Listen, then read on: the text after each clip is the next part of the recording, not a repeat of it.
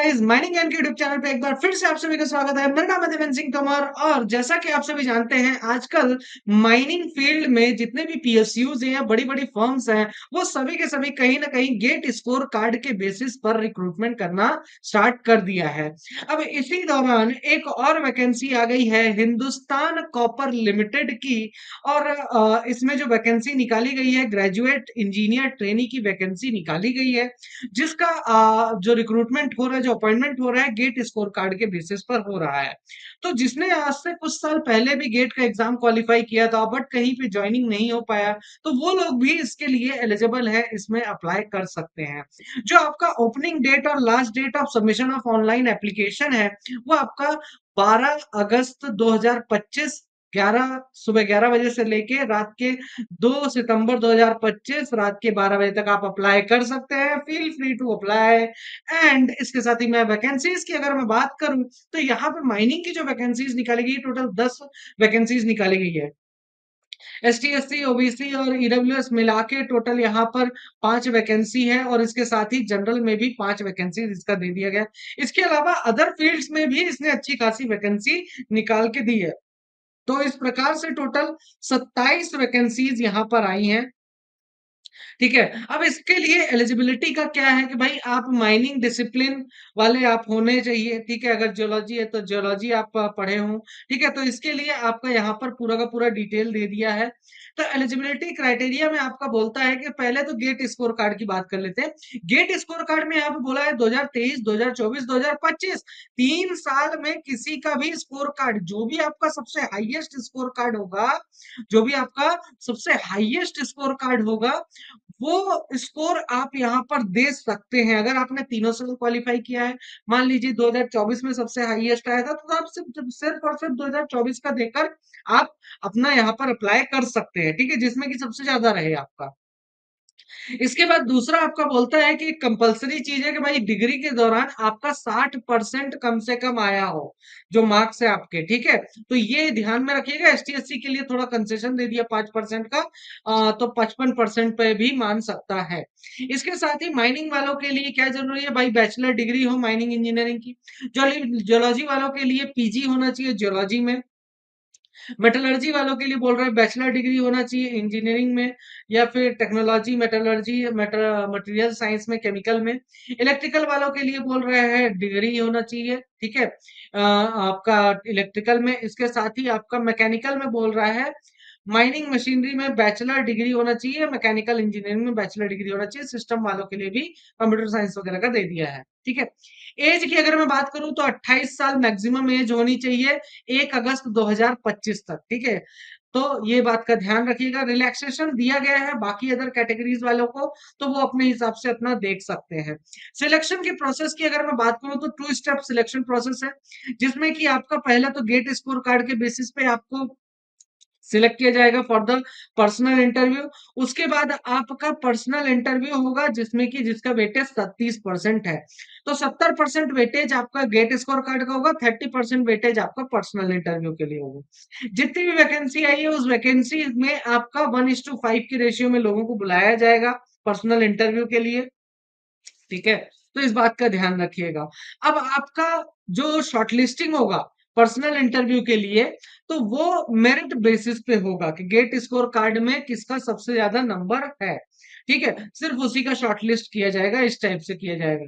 ठीक, उसके बाद अगर कोई स्कोर कार्ड ऐसा है कि भाई वही आपका समझा रहा है कि भाई किसी साल, मान लीजिए 3 साल का आपने गेट क्वालिफाई किया, वो 3 साल में से किसी एक साल में आपका हाईएस्ट स्कोर आया था जो भी, तो वो हाईएस्ट स्कोर वाला ही आप यहाँ पर सबमिट करेंगे, लेकिन एक ही साल का सबमिट करना है।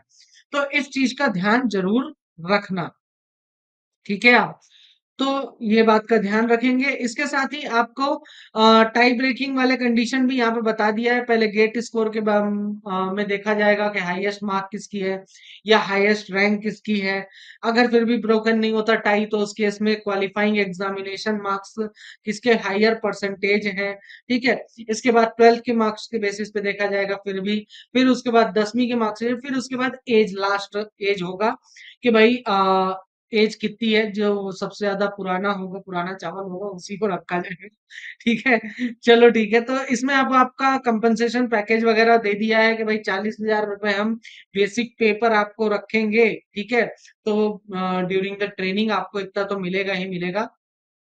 इसके साथ ही 3 साल का आपका बॉन्ड भी आपको देना पड़ेगा। अब जैसे देखिए क्या है, बहुत से ऐसे हैं कि जिनको कोल इंडिया नहीं जॉइन करना है या नहीं पसंद है कोल इंडिया, या अपने एरिया में जॉब चाहिए, तो उन लोगों के लिए ये बहुत ही अच्छा मौका है। या फिर हो सकता है बहुत से हायर रैंक वालों ने जॉइन कर लिया था, तो आपके लिए एक बेटर अपॉर्चुनिटी है कि भाई उस समय कोल इंडिया में नहीं हुआ, तो चलो कहीं ना कहीं तो एक गवर्नमेंट जॉब मुझे मिल सकती है, चांसेस मेरे बन रहे हैं। तो ये सबसे बेटर ऑप्शन है सभी के लिए। ठीक है? अब बात करते हैं डॉक्यूमेंट्स की। तो डॉक्यूमेंट जब आप वेरिफिकेशन के लिए जाएंगे या पर्सनल इंटरव्यू के लिए जाएंगे, तो आपको ये ले जाना पड़ेगा: डेट ऑफ बर्थ का प्रूफ, चाहे 10th की मार्कशीट या फिर स्कूल लिविंग सर्टिफिकेट, जो भी है आपका डेट ऑफ बर्थ जिसमें लिखा हो, 12th की मार्कशीट, ग्रेजुएशन की मार्कशीट, फाइनल मार्कशीट मतलब फाइनल सेमेस्टर वाली, ठीक है? और इसके साथ बाकी सेमेस्टर्स का भी ले जाना है और डिग्री लेके जाना है साथ में अपने। ठीक है? गेट का स्कोर कार्ड वगैरह, और अगर फाइनल ईयर वाले स्टूडेंट हैं तो आपको अपनी आइडेंटिटी कार्ड लेकर जानी रहेगी, इस बात का ध्यान रखें। ठीक है? तो ये सब चीजें आपका डिटेल्स बता दिया गया है यहाँ पे कि किस चीज को क्या रिक्वायरमेंट है। इसके साथ ही बात करते हैं एप्लीकेशन फी की। तो 500 रुपए जनरल ओबीसी ईडब्ल्यूएस वालों को देना है, अदर कैंडिडेट्स को किसी प्रकार का एप्लीकेशन फी नहीं देना है। अप्लाई कहाँ पर करेंगे? www.hindustancopper.com पे जाके आपको अप्लाई करना है, जहां पर एक बात का ध्यान जरूर रखिएगा, रजिस्ट्रेशन नंबर जो आपकी गेट एडमिट कार्ड पे है, वो आपको यहाँ पर डिटेल्स में देना पड़ेगा। और गेट मार्क्स आउट ऑफ 100 आपको जो है तो बताना रहेगा स्कोर कार्ड में, जो भी आपका दिया रहता है। एप्लीकेशन जैसे ही सबमिट हो जाता है, सब कुछ आ जाता है, कंप्यूटर जनरेटेड ऑनलाइन एप्लीकेशन आपका निकलता है प्रिंट के लिए, तो उसको प्रिंट करके आप रख लीजिएगा। स्लिप वगैरह जो भी एक्नॉलेजमेंट स्लिप वगैरह आपको सब कुछ अपने पास रखना है, वो आपको डॉक्यूमेंट वेरिफिकेशन के समय पर काम देगा। ठीक है? तो जो भी है सब रख लेना यार, है ना? इस बात का ध्यान रखें। तो ये सब चीजें यहाँ पे दी गई थी कि भाई आपका कैसे क्या अप्लाई कर सकते हैं, आप जाइए वहां पर अप्लाई करिए।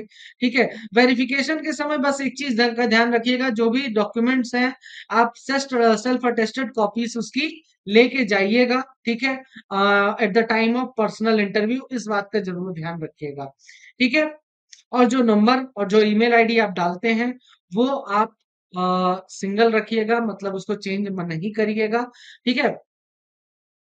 अब आप मल्टीपल एप्लीकेशंस नहीं डाल सकते हैं, अगर डाल दिया तो फिर आपका बाकी का एप्लीकेशन रिजेक्ट हो जाएगा, तो कोई मतलब नहीं बनता है। तो ये था आपका नोटिफिकेशन, जल्दी से जाके अप्लाई कर सकते हैं। अगर आप गेट क्वालिफाइड हैं और खाली बैठे हुए हैं, तो आप अप्लाई करिए, इसको ज्वाइन करिए। एक बहुत ही बेहतरीन अपॉर्चुनिटी है, मेटल माइंस में जॉब करना अपने आप में बड़ी बात होती है। ठीक है? इसके साथ ही अगर आपको वीडियो पसंद आया तो लाइक शेयर और सब्सक्राइब जरूर कर देना, और भी इसी तरीके के वीडियोस के लिए आप हमें कमेंट सेक्शन में बता सकते हैं। तो till then all the best and thank you so much, good night everyone.